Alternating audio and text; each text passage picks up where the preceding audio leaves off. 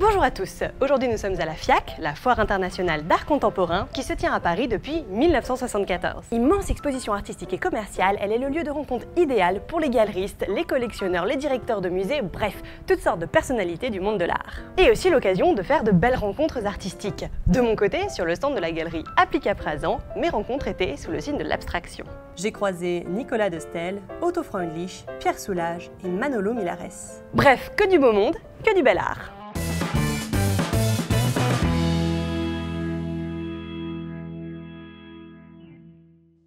Le premier à avoir accroché mon regard, c'est de Staël.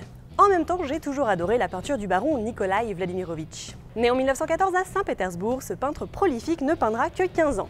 Mais quels 15 ans! À travers plus d'1 millier d'œuvres, on découvre une peinture en constante évolution où s'entrecroisent des influences aussi variées que Cézanne, Van Gogh, Braque et Soutine, en passant par les fauves et les maîtres néerlandais comme Rembrandt et Vermeer. On reconnaît de Staël entre tous grâce à ses épaisses couches de peinture. Elles se superposent en un jeu de matière inédit qui sera malgré tout un peu plus fluide vers la fin de son œuvre, tandis qu'à ses débuts, il préfère les empattements au couteau. Début aussi caractérisé par des couleurs sombres et presque étouffantes. Puis progressivement, ce sont les couleurs vives qui sont exaltées, même s'il leur manque encore parfois un certain éclat. Éclat qu'il trouvera dans le Midi, comme on peut le voir avec ce paysage, caractéristique de sa période dans le sud de la France. Ce paysage représente d'ailleurs un véritable tournant dans l'œuvre de Nicolas de Staël. Outre la fluidité de la matière et l'audace de la composition, ce sont les couleurs saturées de la Provence qui rendent cette toile si sublime. En 1953, durant sa période la plus créative, la lumière du Midi permet à Staël de saisir les paysages et leurs motifs selon l'évolution de la journée. Lui qui travaillait avec acharnement, détruisant autant de toiles qu'il en créait, il trouve aussi des juxtapositions de couleurs que personne n'osait jusqu'alors,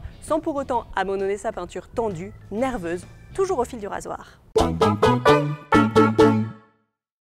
Mais arrêtons-nous un peu ici, parce que ce tableau aussi est une rareté. Il a été peint par l'un des précurseurs de l'abstraction, le peintre allemand Otto Freundlich. Comme pour de Staël, il y a plusieurs périodes dans la peinture de Freundlich. Et comme pour de Staël, ses influences sont variées. Cézanne, Van Gogh, Picasso et bien sûr Delaunay. On peut facilement faire des rapprochements entre l'œuvre de ce dernier et le tableau juste derrière moi, non? Dans les années 30, Freundlich expérimente en effet une abstraction où la couleur et la forme s'apparentent à l'art de la mosaïque. Comme le dit de lui Hans Richter, il a été le tout premier peintre et sculpteur abstrait allemand qui réalisait déjà avant 1912 ce qui n'était pas figuratif, avec des proportions démesurées ou au contraire des feuillets minutieusement calligraphiés. Malheureusement, peu de temps après, la guerre va mettre un terme à l'œuvre de Freundlich qui meurt en 1943 suite à sa déportation. Son œuvre, qualifiée d'art dégénéré par le régime nazi, a largement été détruite. Ce qui fait de cette toile le témoignage émouvant d'une carrière avortée trop tôt qui a néanmoins réussi à poser les jalons de l'abstraction.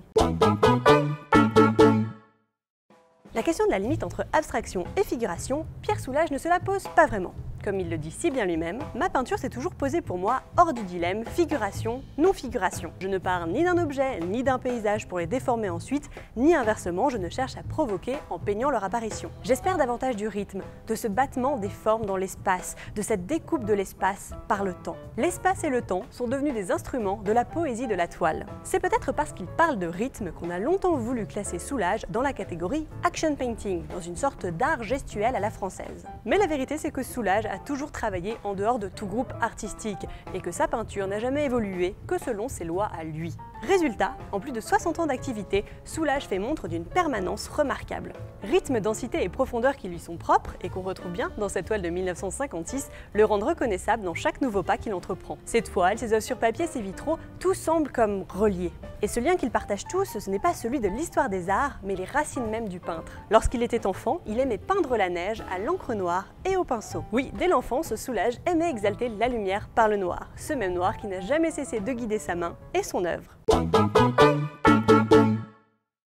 Si Soulages ne fait partie d'aucun mouvement, Manolo Milares, lui, est le cofondateur d'El Paso, un mouvement regroupant des artistes défenseurs de la peinture informelle en Espagne. Étonnant pour un peintre dont les débuts sont plutôt classiques. Il a même connu, vers la fin des années 40, une période surréaliste influencée par Miro. Mais très vite, sa peinture prend un tournant informel, sans doute sous l'influence de Paul Klee. Dans les années 50, Milares met l'accent sur une matière dense, souvent constituée de matériaux incongrus, vieux sacs, serpillères et autres bouts de ficelle. C'est finalement vers les années 58-59 que ce grand défenseur défenseur de l'art moderne aux Canaries, aboutit à un style qui lui est propre. La toile déchirée, lacérée, écartelée par des ficelles, rapiécée, offrant un aspect sanglant avec des éclaboussures rouges, noires et blanches. C'est précisément de cette période que date cette toile, au centre de laquelle semble se trouver un espèce de personnage martyr. Il évoque sans doute le choc que reçut Milarès lorsqu'il découvrit les momies dans son pays, enveloppées d'étoffes grossières et maculées. Du coup, s'il y a bien une certaine violence là-dedans, elle est davantage pathétique que gratuite. C'est une violence à l'intensité presque baroque, qui n'est pas sans rappeler Goya, mais qui reste caractéristique de Milarès et de sa grande force évocatrice. Ainsi, grâce à ces artistes, la galerie Applica Prazan m'a permis de me plonger dans 4 types d'abstractions différents. Celle de De Staël, qui fait vibrer les couleurs, les jeux de mosaïque d'Otto Freundlich, le travail sur le rythme de Soulages et la violence suggérée dans la toile déchirée de Manolo Milarès. De quoi se rendre compte des possibilités infinies qu'offre l'abstraction dans cette période d'après-guerre. Et voilà qui conclut cette vidéo sur le stand de la galerie Applica Prazan à la FIAC. J'espère que la vidéo vous a plu. Si c'est le cas, n'oubliez pas de mettre un petit pouce vers le haut et de vous abonner à la chaîne YouTube de la galerie Applica Prazan, que vous pouvez également suivre sur les réseaux sociaux pour encore plus d'art.